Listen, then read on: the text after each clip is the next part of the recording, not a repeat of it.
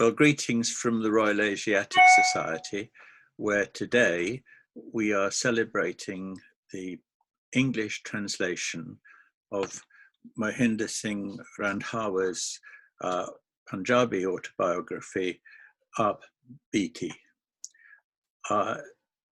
MS, as he was generally known, belongs to that amazing cadre of Indian public servants who worked between the late 1930s and into the 1960s, seeing the transition from imperial rule to the new nation state. MS's contribution was absolutely remarkable and extraordinarily broadly based. Coming from a farming family, he was knowledgeable about botany, about agriculture. He was knowledgeable about geology. He became a great expert on painting and art history, and he made many contributions. I suppose the most important of which in the longer term was the sterling work that he did in Delhi and the Punjab in those very, very difficult years between 1946 and the middle 1950s, when there was so much work to be done with reconstruction and resettling of displaced persons brought about by the partition. MS was a very widely published person. He wrote about more or less everything in a very authoritative way, from algae to trees, from Indian art from Babur's miniatures to the art of the Kangra Hills in contemporary Punjab, in his contemporary Punjab. He was a great collector and builder. He was very keen on gardens and especially on roses. He wrote about his work with the displaced persons, and he wrote leaving a lasting legacy in all these broad areas of public service and of natural curiosity.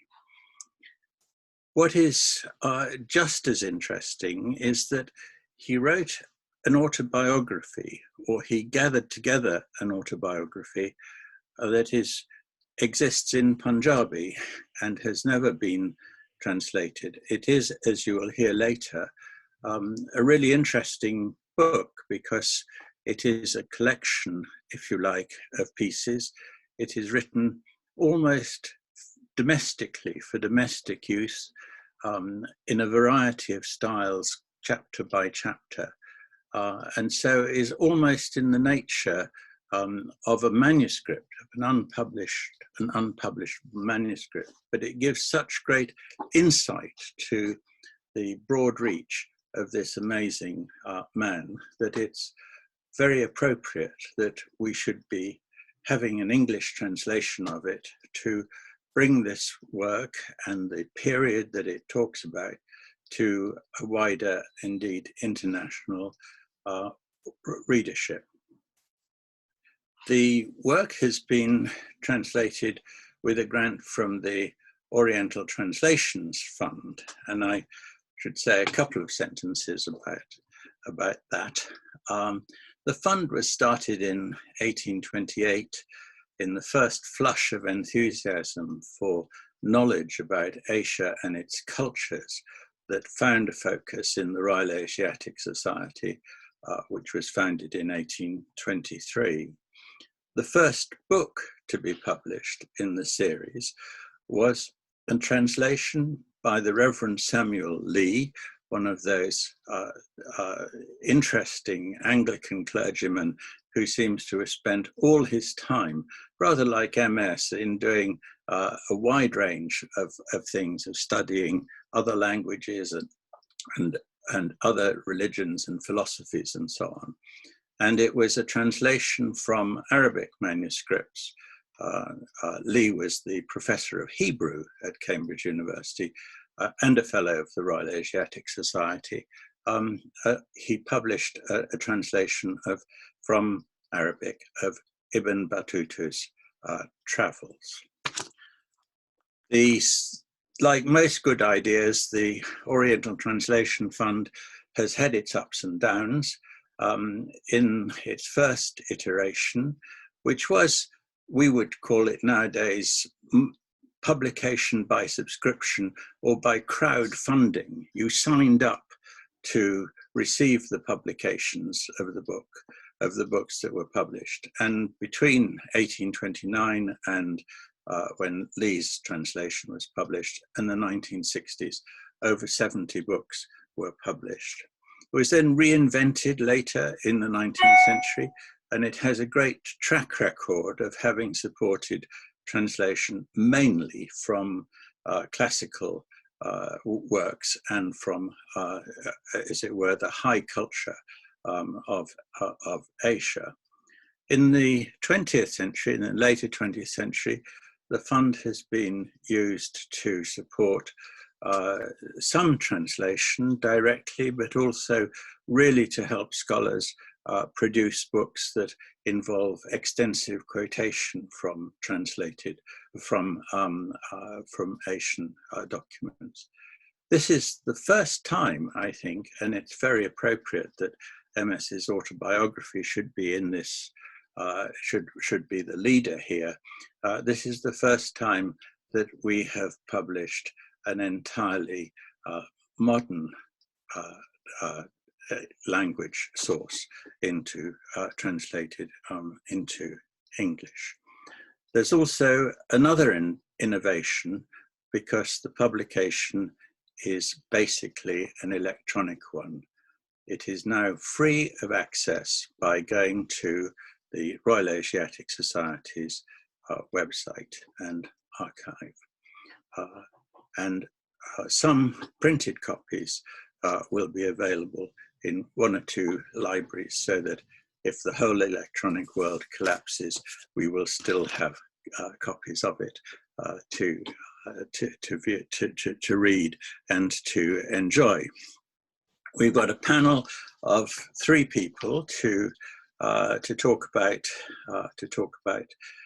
this. Mrinalini Venkateswaran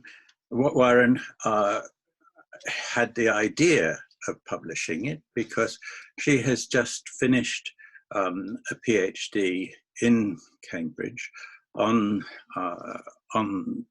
the partition aftermath in northern India, and Aap Beeti constitutes a major source for her. The translator is Tript Kaur, who also, I'm afraid this is a very Cambridge event actually, who also has done a master's degree in Cambridge very recently.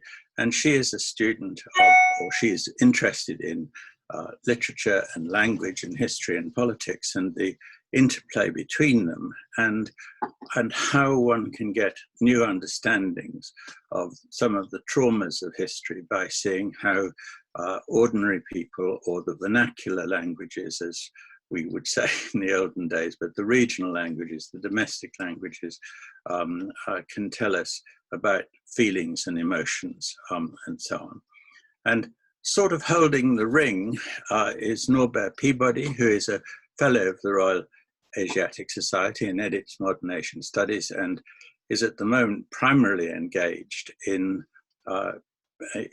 getting the publication of our major new fine scholarly edition of Todd's Annals and Antiquities of Rajasthan, which is part of our bicentenary celebrations, into the press. It's going to come out with Yale University Press, and it's going to be both a very handsome book and a very major contribution to scholarship. But he, as a Harvard student, studied history of art and originally aspired to be an art historian and did a lot of work on Indian art at Harvard. And he is going to take over from me now and introduce the other speakers and begin a discussion. If any of you out there across the world have questions and so on, you can participate by writing them in on your chat button, which I'm reliably told is at the bottom of your screen, and we will pick that up towards the end of the meeting. So over to Norbert. Thank you, Gordon, for a lovely introduction, both particularly to MS Randhawa and the brief history that you give. Are you hearing me? Yes, okay, the brief history that you gave of the Oriental Translation Fund.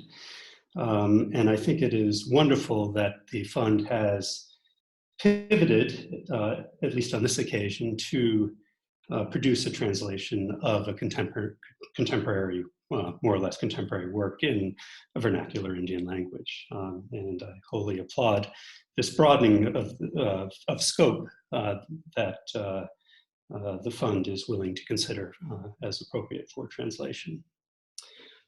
I also wanted to congratulate Tript on a really remarkable work that she has done in producing this translation for those of us who remain ignorant of Punjabi, but who have an interest in Randhawa. And this new translation of his memoir autobiography into English will be immensely valuable to scholars in the field for years and years to come. And so it's absolutely a remarkable contribution that she has made, and also a very readable, readable text, which both she and MS Randhawa are responsible for. So I urge those who are interested to download the text from the Royal Asiatic Society's website and read it. Now, I'm afraid that my sole qualification for moderating this discussion today rests on the thin fact that I once met MS Randhawa at his farmhouse villa just outside of Chandigarh in the early 1980s, when I was an undergraduate still, actually, at Harvard, studying art history. And it was a slight Forrest Gump-esque encounter that I had with him, which I will give you the background to, partly because, at least for the Anglo-American world, who knows Randhawa primarily through his work on Indian painting, and who may be less familiar with many other aspects of his professional life that Gordon has briefly outlined, and I think that Mrinalini will talk about more to come. Most Anglo-Americans will know him primarily through his work in art history. And that's in fact how I came to first become aware of his writing and ultimately to meet him. I showed up at Harvard in the late 1970s, fully expecting to do a serious undergraduate degree in history, probably studying medieval European history, when quite by chance, I took a freshman seminar with Stuart Carey Welch on what was then known as Rajput painting. In fact, none of the painters were Rajputs, but it looked at the paintings the course looked at paintings that were produced in the courts of Rajasthan, and also of what was then known as the Kangra Hills. Now, Harvard being what it was at that time, the Fogg Art Museum in conjunction with the course, put on a small exhibition in their teaching galleries of paintings from Rajasthan and from the Kangra Hills. And the major contributor to that exhibition was, in fact, John Kenneth Galbraith, who was the 7th American ambassador to India from 1961 to 1963. During Galbraith's time in India, he became good friends with Randhawa, and I think they made at least one trip together through the Kangra Hills, both exploring collections and visiting various sites there. And they started working on a popular book on Indian painting during the end. I think the work started at the end of the time that Galbraith was in India, and the work was ultimately published in 1968. Galbraith also, during that time, produced or amassed a small collection of very handsome paintings from Rajasthan and also from the Kangra Hills, which he eventually gave to Harvard. It's long been suspected that M.S. Randhawa was the brains behind the acquisition of this collection, which Harvard was the ultimate beneficiary of. When I was taking this freshman seminar,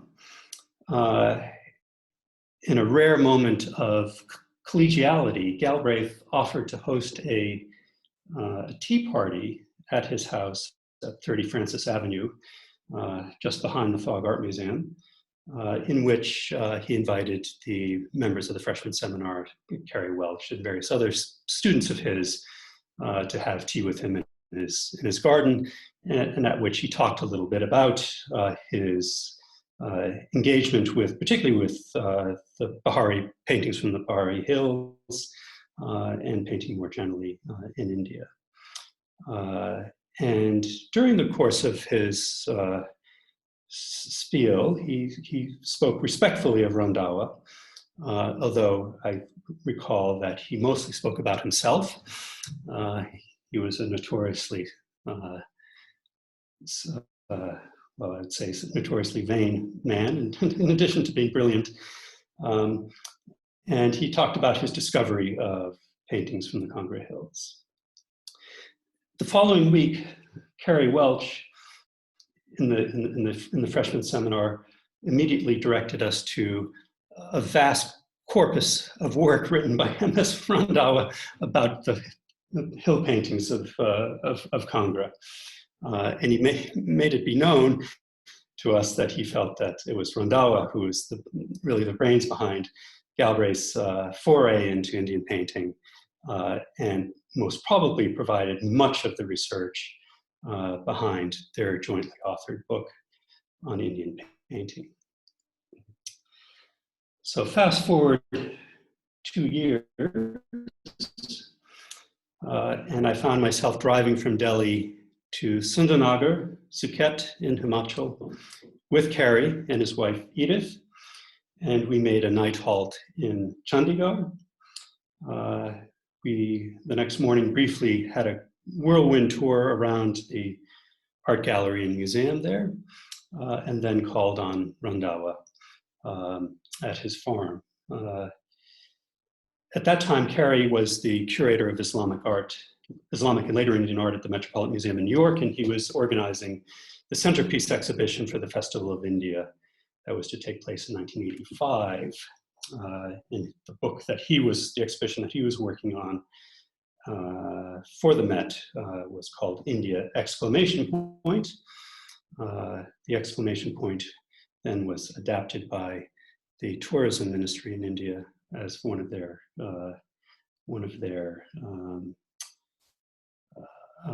programs of promoting tourism in India. Incredible India! Exclamation point, I think it became. But Carrie was very keen to speak to Randhawa about plans for the exhibition, to get his ideas about absolute central masterpieces, particularly from the hills, that needed to be included in the exhibition. And that was the principal reason why he called on Randhawa. During the course of the 40 minutes, they also spoke about mutual friends, Tim Archer, Robert Skelton, Howard Hodgkin, in fact, Sherman Lee, and various others, art historians in the West who at one point or another had been involved, artists and art historians who had been involved with Randhawa, collaborated on various projects with him, and so on and so forth. The short 40-minute interview in the orchard at his farmhouse concluded, and we proceeded on our way.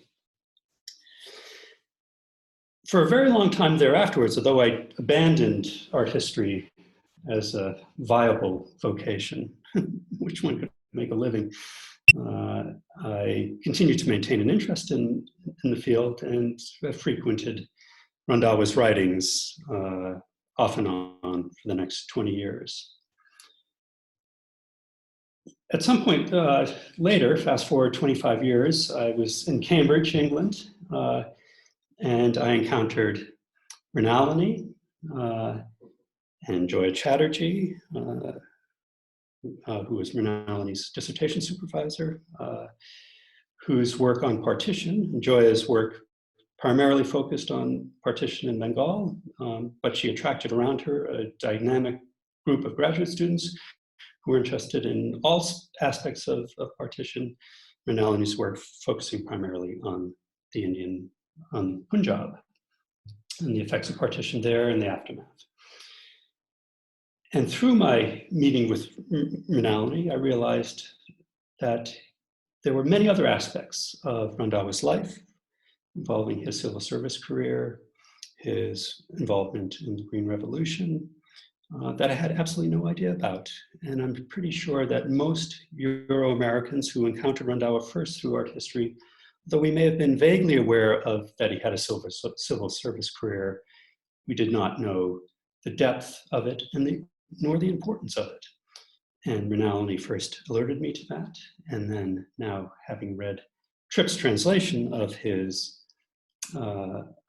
memoir, of his autobiography, it has become deeply impressed upon me as to how varied his career was and how important it was in many different aspects than the one to which I was initially introduced. At this point, I think I will turn it over to Mrinalini, who will give a little bit more background about the other aspects of his career. I've tried not to tread on Mrinalini's material too much. I hope I haven't. That's all right, Norbert. Thanks very much. I will be repeating some of what you've heard, but I've got some pictures for you to look at so that you know what the subject of today's book launch looked like for a start, and a few other things. So Mohinder Singh Randhawa was a member of the Indian Civil Service from 1934 until his retirement in 1968.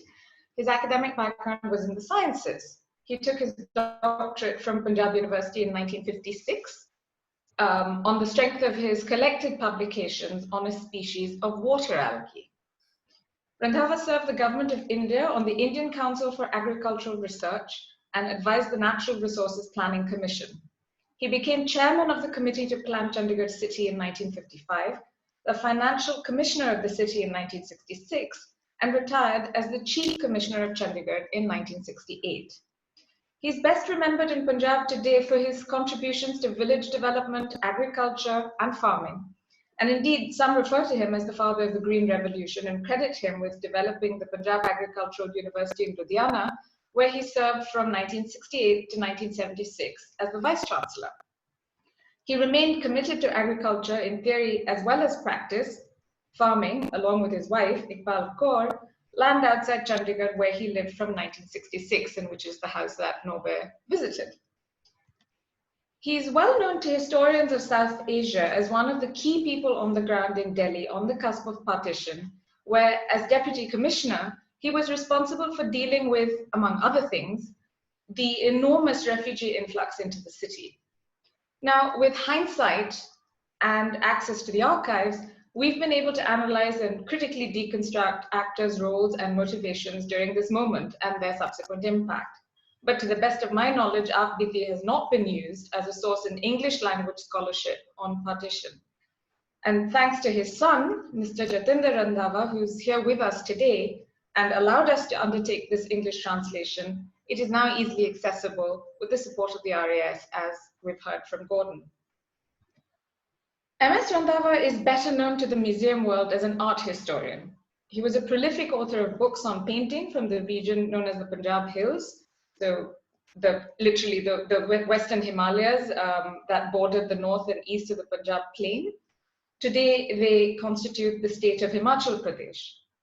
His detailed exploration of Pahari, literally of the hills, Pahari painting, as it became known, has been acknowledged as the first serious study since A.K. Kumaraswamy's preliminary inquiries in 1909. Randhawa wrote The Krishna Legend in Pahari Painting in 1956, and a further 17-odd volumes, some in collaboration, Norbert mentioned the one with Galbraith, most about Pahari painting and his pursuit of them. This was in addition to articles, reviews, and books, including on the folk songs of Punjab and Haryana.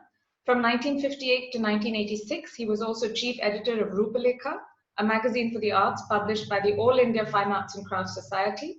He was elected president of the society in 1960.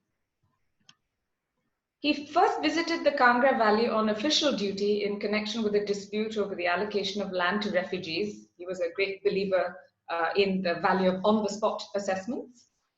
This trip rekindled the love for the mountains that he had nursed since his youth, and he later characterized his lifelong engagement with Pahari painting and their environs as a source of solace from his relentless schedule. He was part of a pioneering international network of art historians and collectors. Norbert's mentioned many of them: W.G. and Mildred Archer, Stuart Carey Welch, J.K. Galbraith, and Mulkraj Anand, and as Norbert mentioned, many others, all came to promote the study of Indian art at a time when it was even more niche than it is now. His efforts took concrete form in the Chandigarh Museum, officially the Government Museum and Art Gallery, Chandigarh. Although he was passionate about painting, he was an institutional rather than a private collector. As a result, the Chandigarh Museum has one of the finest painting collections in India. And that the building, designed by Le Corbusier, was constructed at all is because Randhawa pushed for it. He continued his support for museums and his belief in their educational potential after he retired from the civil service. These are just two of several examples. On the left and on the top, it's a detail from the same museum. That's the Anglo-Sikh War Memorial Museum at Firozpur, and at the bottom right is the Museum of the Rural Life of Punjab within the campus of Punjab Agricultural University, which he worked on when he was during his tenure as VC. My own work builds on the twin pillars of partition and museum studies to examine the role of the museum in post-colonial India, which is less studied and less deconstructed than of the same institution's role in colonial India. But we often forget that a museum and its collections are built by people, as individuals and as networks, each with their own biases and motivations. And so, in addition to his official correspondence, Aap Beeti was an important window for me to understand MS Randhawa's personality, his passion for painting in Punjab, and his love for the Dalodar landscape, which is what you're seeing on your screen now. Thank you, Norbert. Tript, should we have it over to you? So I'd like to talk about the book itself. The phrase Aap Beeti is literally translated as my experience. Aap means myself and Beeti means something that happened to me. So this phrase is usually used to refer to witness accounts.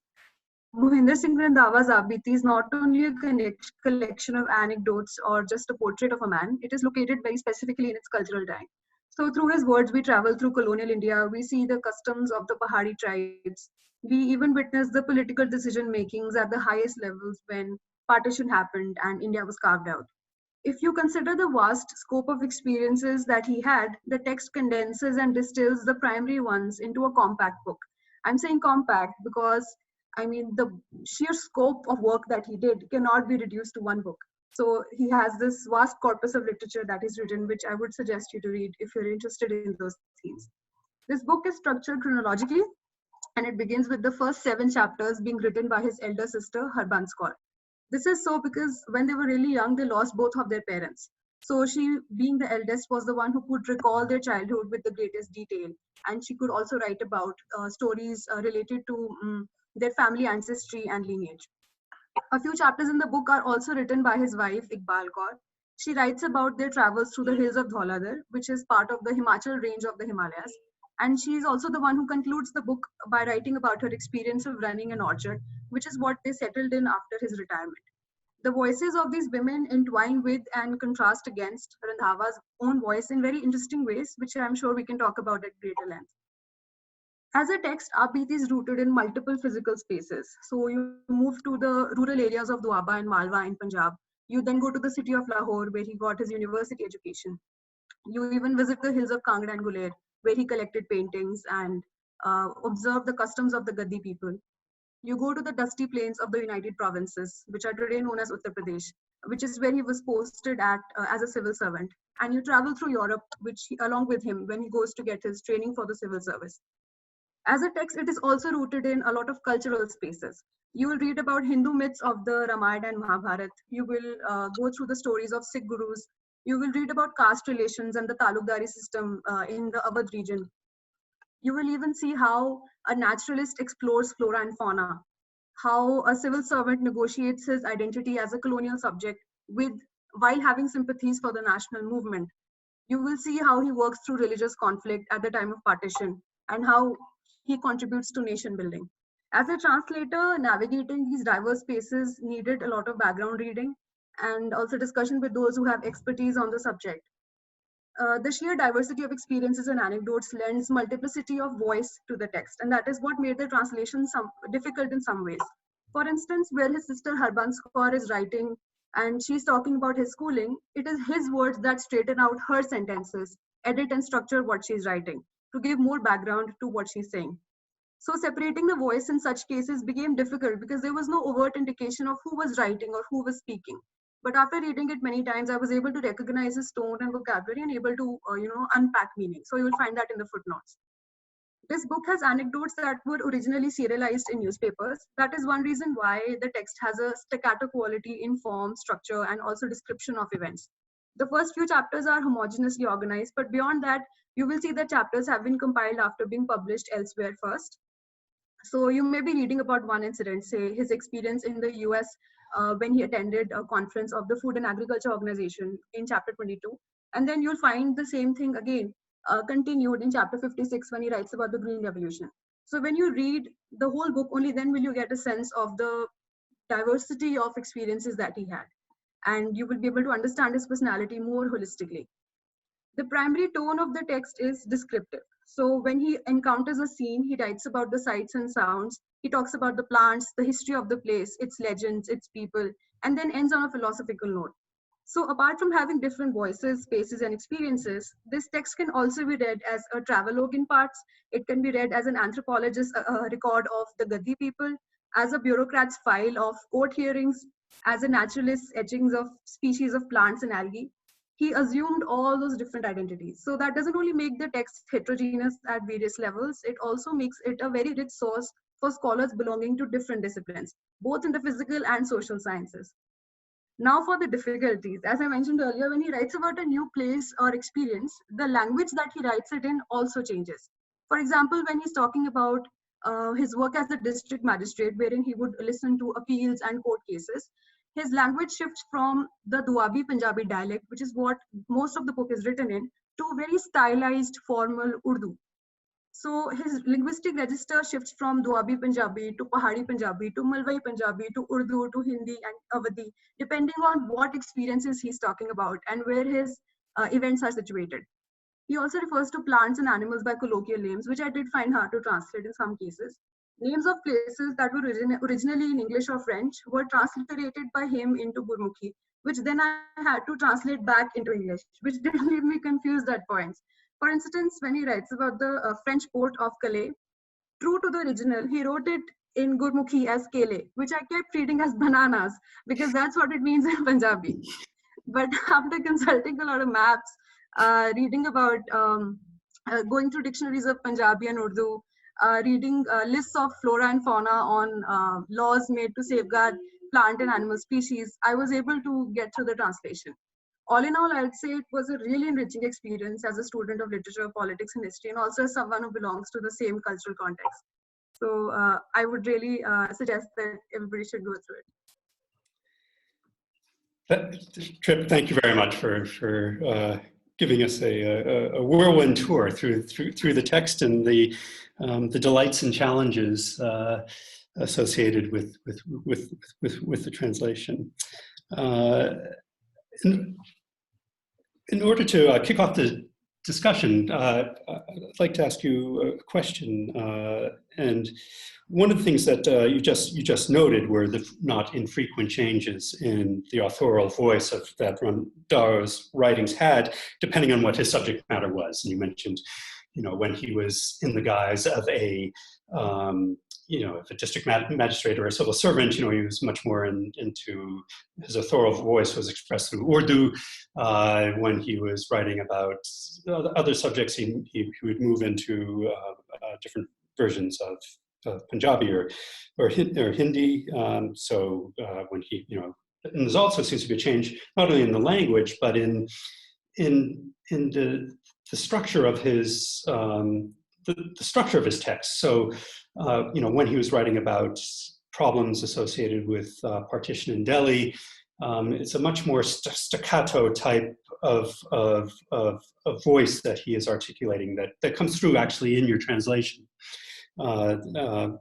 very, very nicely, in which he writes in a very clipped, declarative type of style. At other times, particularly at the end or in later portions of Aap Beeti, when he's writing about painting, he waxes more lyrical in his writing. It becomes much more fluid and much more expressive, verging on a almost romantic, I don't know, sort of romantic voice. And so I was wondering what you mentioned some of the circumstantial conditions which may have shaped his voice. But I was also curious as to what his literary influences were that might have provided him with certain guides according to which he would then approach these subjects. He mentions quite a few English language, what I call improving texts, things that you read because you feel you have to in order to improve your mind and to make you a better person. And most of those improving texts were English language texts. But I don't recall too much about his reading in Indian languages and his discussions. I mean, clearly this was a golden age for the emergence of Hindi short stories. I'm thinking of Prem Chand and Manto and other people. And I'm wondering whether anything is known about what is known about that aspect and whether that had an influence on his writing style. So I think he was really widely read, and that's not just in the English canon, but also in Punjabi, Urdu, Hindi. Apart from this, he was also really widely read with respect to legends and folktales from Japan and China. So if you go through the book, you'll see that his influences are many, and they work according to the situation or the compartment of life that he's talking about. So when he's inspired by the beauty of nature, he will quote from Tolstoy. When he's talking about a tea drinking ritual, which calms him down and which gives him like this meditative state, he talks about the legend of he talks about Zen Buddhism, and he mentions writers like Okakura and the Buddhist saint Rikao. So and when he's being really philosophical and he's drawing out moral lessons, he refers to a Chinese folk tale. So I mean, it's in terms of South Asian influences, there's nothing direct, but there are passing references. So I mean, initially when he's whenever he's I think when he's writing in terms of allegory or he's drawing comparisons, he will just randomly mention a character from, say, the Ramayana or Mahabharata, or he'll refer to a Punjabi kissa called Heer, written by Waris Shah. In terms of contemporary writers, what I did find throughout the section where he talks about his partition experience is that he read a lot of Urdu novels and newspapers, and he also supported contemporary writers and publishers, even helped some of them to migrate from Pakistan to India. One of them was Gurbaksh Singh Preetladi, who used to publish this journal called Preetladi, in which contemporary writers like Amrita Preetam, Balraj Sahni, Sahit Ludhianvi used to write. So I would assume that he was familiar with those texts. And apart from this, I think he also supported translations of Sanskrit poetry, which were done by this man called Rajan Pandit, who translated the poetry of Kalidasa. So there are very strong South Asian influences as well. But at the same time, he was very well read also, like in not just the English canon, but also in terms of English children's stories. For instance, when he became the Deputy Commissioner of Delhi, and he returned to the house of a man who had mistreated him when he was younger.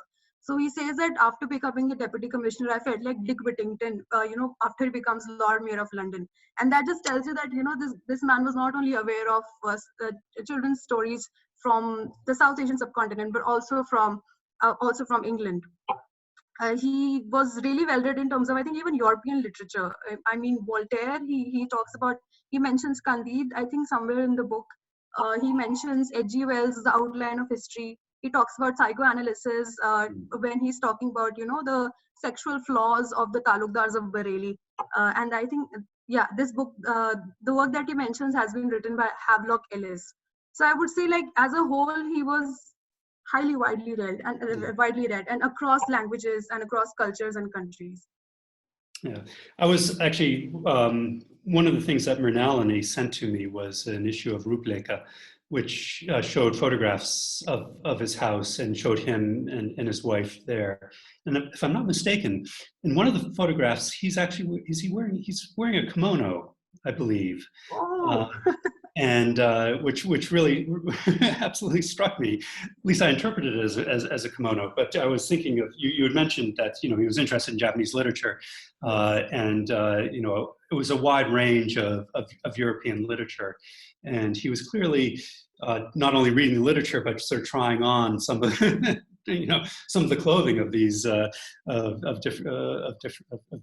different cultures. And so that actually, that's when you mentioned that, it reminded me of this photograph.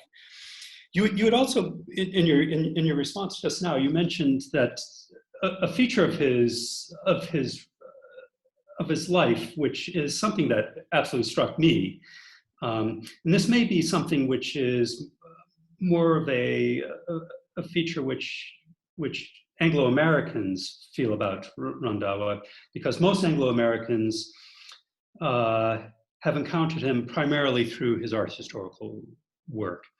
And there may be colleagues who were involved in the Green Revolution who will have known about that. But most people will have, when they read Aap Beeti and realize the breadth of different areas in which he made significant contributions, will be surprised, because if you only know him as an art historian, when you read his art historical work, you get very few clues about all the other aspects of his life. And it does appear that his life was somewhat compartmentalized. And insofar as he seemed to move into an art historical mode, and when he was writing in the art historical mode, the rest of his involvement in Green Revolution and new high-producing varieties of rice crops and rice seeds, or in his administrative capacities, those elements completely disappear from getting any sort of resonance within his art historical writings. And so there did seem to be, and this is certainly my experience of my gradual, increasingly in-depth encounter with Randhawa, is that he kept these things quite compartmentalized. And in reading Aap Beeti, it is a very episodic type of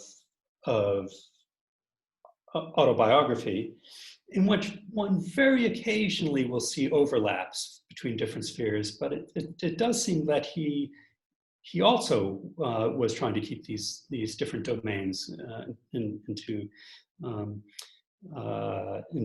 separate compartments. And I was wondering, as a question for you, Tript, but also for Mrinalini as well, is whether this sense that I have as an Anglo-American, whether it is as strongly defined for you as Indians, because you will have been aware perhaps more than I have, or I was, at least as a youth, of the various dimensions of his life. Is this understanding as strong for you? And also, I guess the follow-on question is does his autobiography nevertheless reveal some sort of insights in what the connections were between the different facets of his professional lives? Do you want to?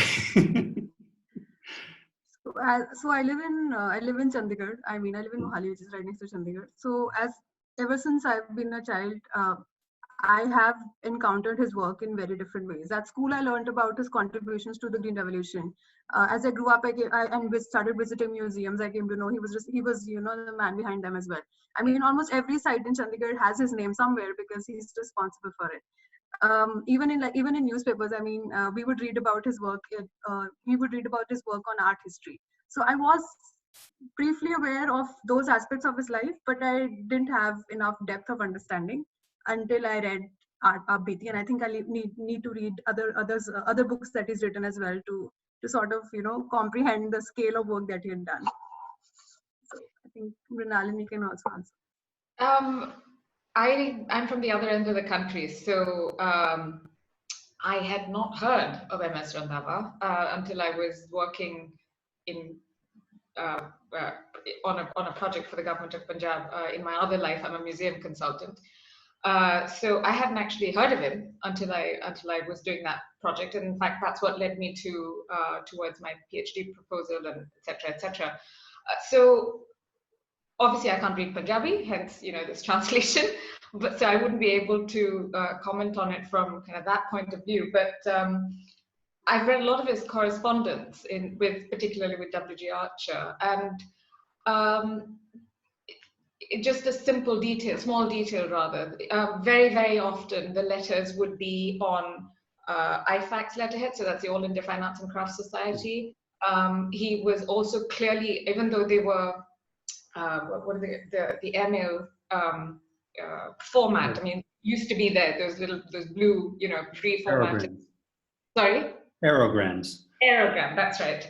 So many of them were aerograms, and so obviously in that sense personal, but they were very clearly typed in the office at Chandigarh by his steno or whatever, or his secretary, his stenographer and secretary, and so at least just at a very basic archival level, I saw quite a lot of crossover. It was clear that he worked all the time. But also thought about work and art all the time. But also, to me, there was an overlap in these aspects of his life, just at that basic archival level. Yeah, one of the things that struck me in reading Aap Beeti is he did make one passing reference to Galbraith. And I believe that they made a tour together of the hills, and what is mentioned about that is it's discussed in an art historical context.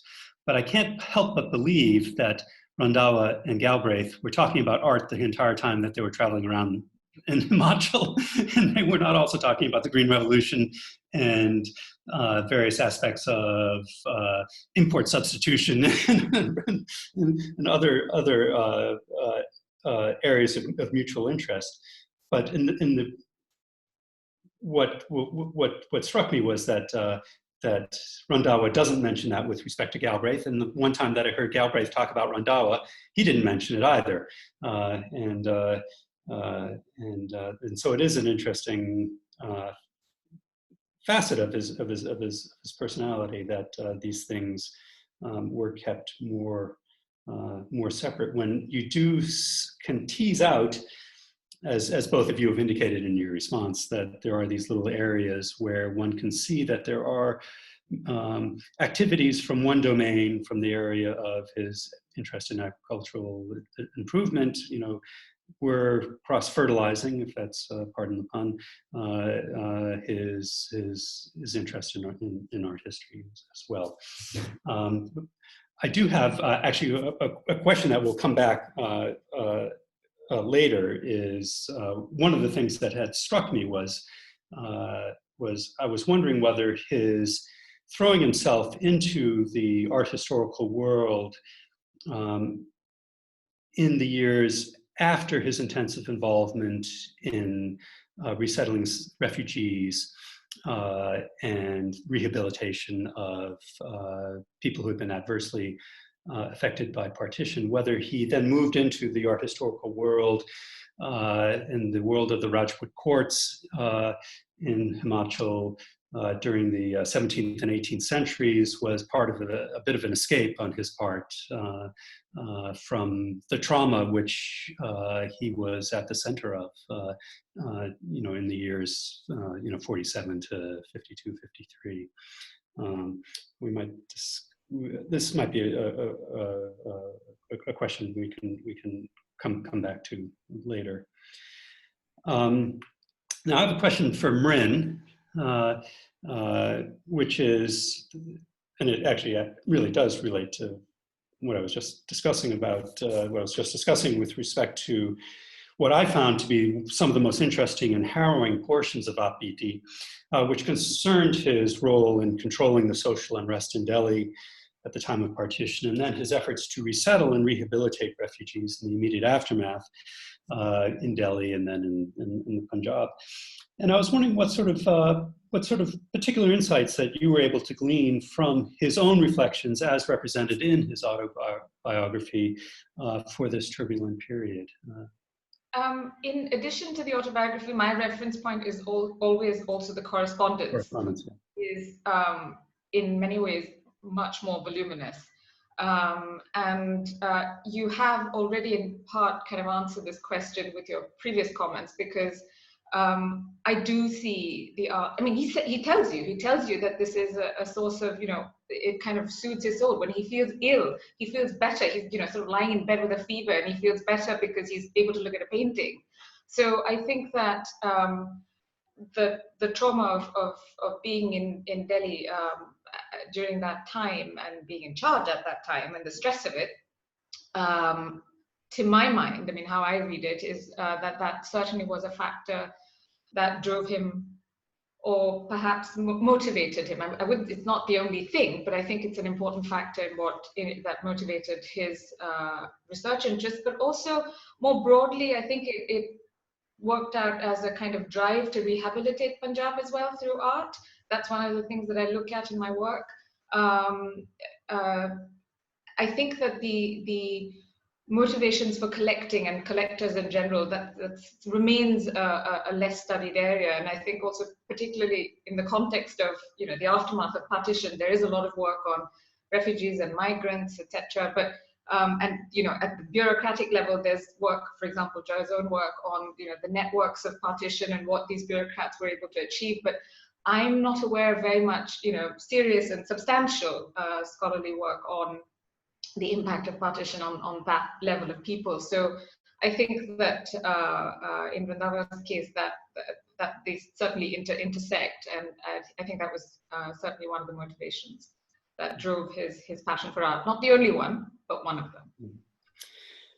I have a follow-up question for you, Mrin, dealing with partition, because he experienced multiple partitions of Punjab, not just at the time of independence, but then he clearly had a very deep and strong attachment to Punjab, and he had a very strong idea of what Punjab was, and then saw a progressive splitting of that greater Punjab, first with independence, and then with the creation of Haryana, and followed by Himachal Pradesh. And so I was wondering what you know about his attitudes towards and involvement in these later partitions.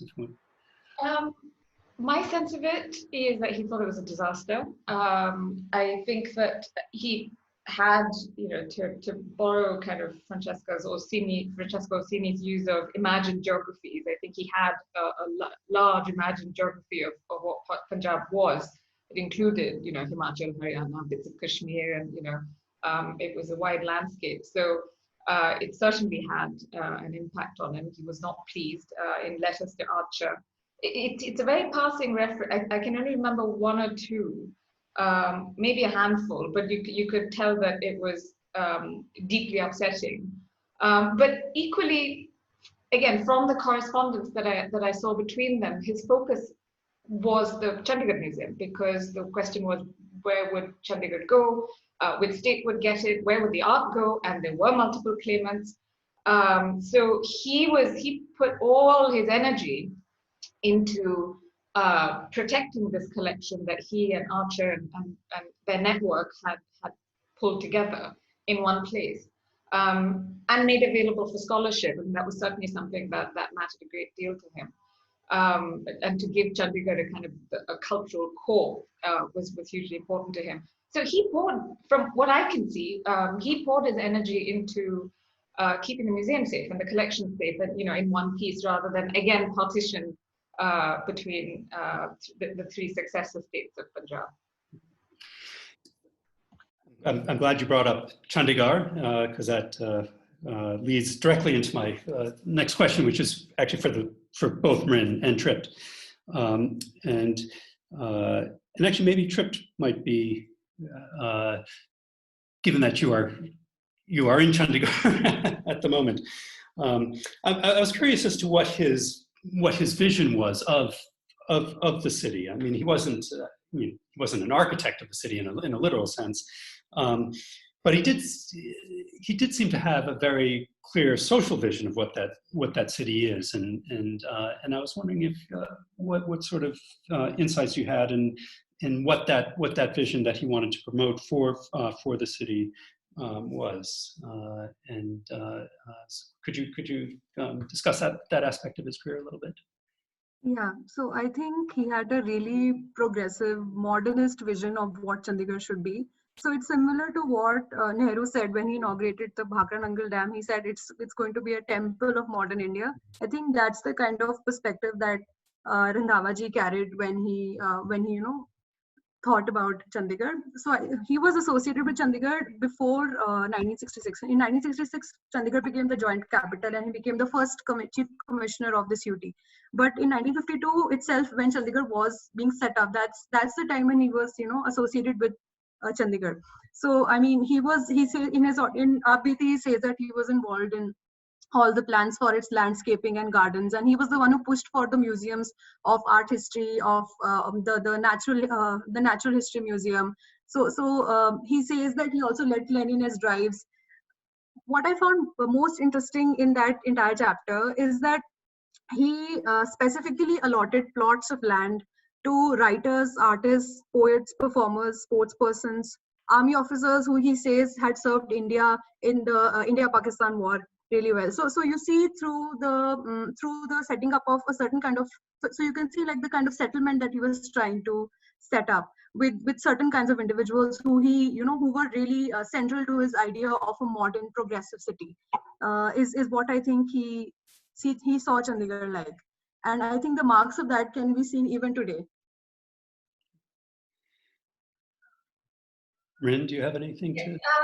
Not too much to add to Trip's, other than reiterating what I mentioned briefly earlier, which is his commitment to art and culture. Partly it might have been about rehabilitating Punjab, as it were, but his commitment to art and culture, but also having it at the heart of the city. I think that it complements what Tript was saying, and that's all I'd like to add.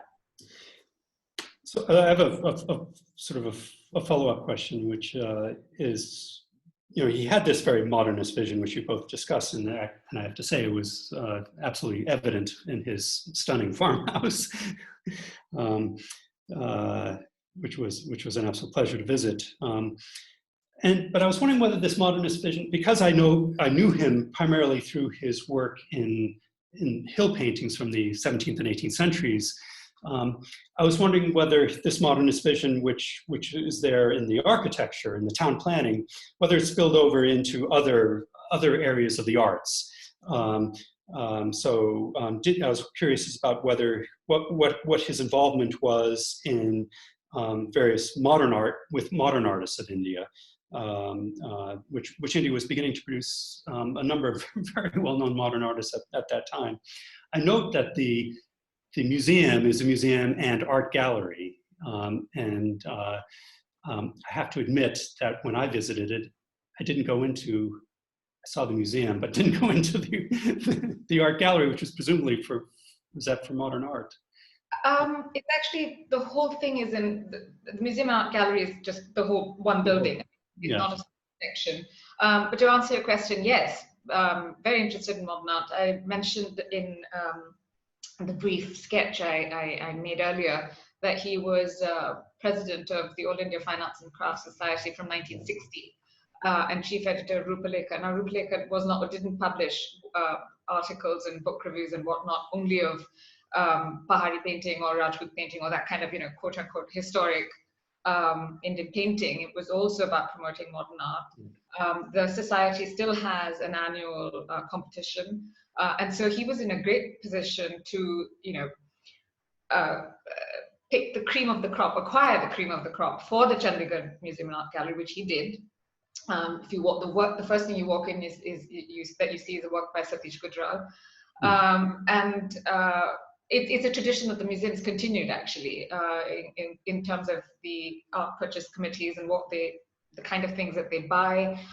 In fact, the museum just celebrated in 2019 its 60th, I guess, birthday, and Delhi Art Gallery, they were doing a collaboration with Delhi Art Gallery, which deals with modern Indian art, and they documented the Chandigarh Museum's full collection. Visually, they're proposing to publish a book. So it has a very important collection of modern Indian art, which Randhawa was, again, along with his network, he, with WG particularly, was also interested in modern Indian art. Their correspondence was also about, who's the new up-and-coming artist. I think I remember some correspondence about Avinash Chandra, artists saying, oh, he's getting to be a pretty big deal here, and he's from Punjab, as in the greater Punjab, as it were. And so you should think about acquiring him for the Chandigarh Museum, things like that. So he was, yes, big yes in answer to your question. Love it. I wonder, because I can see on the bottom of my screen that quite a number of questions are mounting in the chat feature. So I wonder if should we open up discussion to the floor at this stage? Well, I can't actually see too many questions. There's one, which I think we've sort of answered, and the others appear to be comments. Or comments, okay. Do you want to? Well, do you want to address the? Because I can't. I'm illiterate when it comes to the technology here. Well, there's just one question, I think, which is for Tript, really, which is how do you, I think, translate sort of cultural references into English? How were you able to do these translate these specific cultural references? But I think you sort of dealt with that anyway, but if you would like to say anything, Tript. Yeah, so it is really hard. I mean, because the languages have so much distance between them. So even while you're translating, you know that there is that you're adding a layer of meaning, and you're also taking away some of the meanings in the original. So what I tried to do was I tried to keep to the original as much as I could, and give footnotes for whatever was untranslatable for me. So, for instance, like especially for idioms, stuff that needs a lot of background and cultural reference, I would just put the idiom as it is in the larger text and give a footnote to it, because I didn't want to take away from the authenticity of the text anyway. So that's how I dealt with it. For example, you would know, "Bhains ke aage been bajana" is one idiom that he used. somewhere in the book, which means, doing something so futile that something as futile as, playing the bean in front of a buffalo. Even the buffalo won't be moved by it because it's not a snake. So I could exactly write this entire sentence in the larger text. So I just footnoted it. I think that's how I dealt with it. Thank you. Tripp, did you presumably, is this the first major translation that you've done? First, really long translation that you've done? And the question I'm leading up to is, is there anything that you did that you having gone through the whole process, you get to the end and you say, gosh, I wish I had done this, or I wish I had done that instead. So I was wondering whether you had any regrets about it, or things that you perhaps would have done differently had you known. I'm constantly getting to the end of a project, and I get to the end, and only at the end do I realize how I should have started. and when I get to the end, I realize that the starting point should have been someplace different than where I actually started. And so it's only through the experience of having gone through an entire project or a translation project that one gets the relevant experience to be able to tackle it in the first place. So I was curious as to whether you had any feelings about things that you would have done differently, things that you would have liked to have done instead, or. So in the interest of authenticity, I had to sort of keep to the sentence structure that he uses. So when he's breaking down sentences, when he's writing about his emotions, I had to keep to it. But as a student of literature and as a person who edits and who has edited before, just like I got this itchy feeling where I just needed to correct the sentence. So I tried to do it with that the first day I started translating. What I would have done differently is read his other books first. Like read his books on natural history, read his books on Indian painting, or read Out of the Ashes, and then get into Aap Beeti. Because that would change the way I would have translated quite a lot. Another thing I should have done, and I regret, is not getting specialized publications on the names of flora and fauna, because since he has a naturalist vision, so whenever he introduces a scene, he talks about the plants, the plant species, which were so hard to find. In conventional texts. So I would try to get that done first. The specifics of it, which would become roadblocks in the process of translation. Interesting. That's it.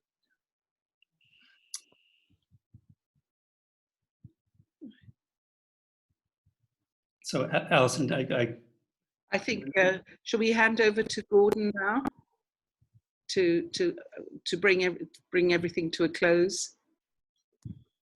I'd be happy.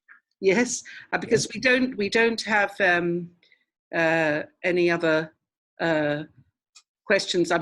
There is one statement asking us to share the link to the book on the website. It is on the website, but we can send it out, or we can make it more prominent to people who've asked for it. Okay. Alison, if I can jump in with one comment. I've got a question on whether, amongst other things, whether he comments specifically on Corbusier's buildings in Chandigarh. He was quite explicit about his opinions on Corbusier's architecture. I don't think this is in the book, but certainly in the correspondence, both with Archer at the Chandigarh Museum itself, he thought that Corbusier wasn't bad, but he didn't think too high. Like, he had issues or specifications that he wanted Corbusier to make, changes that he wanted Corbusier to make to the museum building based on his specifications, because he didn't think too highly of his museum building in Ahmedabad. So he was certainly opinionated about architecture, but he doesn't tell us more than the fact that he had a view and he got Corbusier to come around, shall we say. We've actually just got one more question on the chat now, and this is from Ornit. She's wondering about silences in Randhawa's autobiography. For example, the silence about his work as a custodian of evacuee property in the Punjab, and almost nothing on the Constituent Assembly debates and events around it while he held a senior position in Delhi at the time. And I just wondered if you'd either of you'd like to comment on that. Very quickly, absolutely. I mean, I can't answer it except to say that he wrote to be read, and we all, as a general comment, but also certainly historical actors, you know, you read their work and you always have to ask, you know, what is it he's saying and why? So you're absolutely right. There are silences. It's also that a lot of this was written and compiled many years after the event, so one also has to account for issues with memory. But it's also certainly a question of choice. You know, what one chooses to put into the public domain, how one wants to be seen and perceived, and that definitely has something to do, has a role to play, a very important part to play. So you're absolutely right on it. Lots of silences. And we've got another question here, which is for Tript. Translation of agricultural methods is quite difficult considering the near absence of equivalent English words. So I just wondered if you have any comments on how you manage that. So in the book specifically, Randhawa does not talk about a lot of agricultural methods. I mean, the Green Revolution is a very small part of the larger book. But I did face this problem when I was translating terms from botany and zoology. When I was, looking up names of flora and fauna, which are next to impossible to find in normal dictionaries. So I mean, if you look at like a region like Punjab, which has been agricultural, which has an agricultural economy, there are many names for the same thing. I mean, cotton is called kapa, it's also called many other things. So I think that is true. I mean, translation of agricultural methods is very difficult. What I did was I would keep the original there and I would find the closest, I would write the closest equivalent I could in the glossary and also in the footnote. I'd like to point out an earlier comment that was made. I've now figured out how to use the chat function. But Sanjukta Ghosh has also made another interesting comment about relating to the compartmental aspect of Randhawa's life, in which is replicated even today in the ways that the Indian Council of Agricultural Research functions, where the social and cultural determinants of agricultural knowledge are not integrated in with the technical accounts of crops, etc. And I mean, I think it's pointing here to the fact that Randhawa's vision of agricultural development was a technical, or suggesting that it was seen much more as a technical problem that had to be overcome, and this is not unique to Randhawa. It's very much of the moment of the early 1960s, the Green Revolution. Technologies and the implementation of the Green Revolution at that time, which was seen very much as a set of technical problems that had to be overcome, and which did not look at the integration between farming techniques and larger social understandings, social norms, social determinants. And that's a very interesting comment, which is actually replicated in how he presents his work. So I found that to be a very interesting comment. So I draw people's attention to that as well. So that seems a very good point at which to begin to draw these proceedings to a close. Thank you very much indeed to all three of you for a very interesting discussion, and thank you particularly to Tript for this wonderful translation. What has struck me is that, of course, MS was one of those absolutely remarkable, very highly civilized men with very broad interests and very broad knowledge. And although there's been this discussion about compartmentalization in people's approaches to culture and life, actually it is right and proper to recognize that you don't have to jam things together to be curious and sympathetic and understanding, but you do need to be aware of the great diversity of human experience and be able to draw upon different bits of experience as appropriate for any given time. And of course, that is still an enormously relevant question today, particularly the last point that was made, that you can't just sort of rush ahead with the science and the technology, as it were, without understanding and being amenable to working with the social context in which all this knowledge has to be mediated and understood if it is to be of benefit. And another great piece of aspiration, if you like, or inspiration that one can draw from this man's life and work is that he lived through one of the most traumatic experiences possible, in which the whole of humankind breaks down into its nastiest and most brutal and most unforgiving and most intolerant and sympathetic and unsympathetic and lacking all charity and love and so on. And yet, when he comes to think of the reconstruction and the rebuilding, notice how much emphasis there is on culture and on beauty and on making things very, very much better,